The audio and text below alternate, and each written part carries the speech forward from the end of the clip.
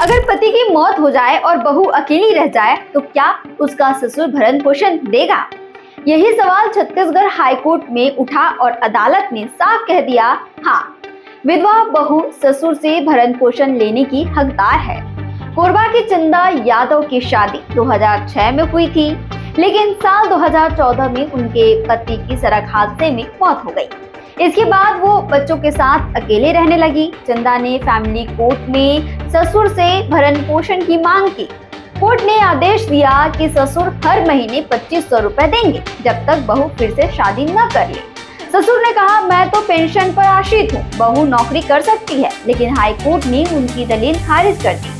Court ने माना कि जब तक बहू के पास कोई आय का साधन नहीं है तब तक उसे भरण पोषण मिलना चाहिए।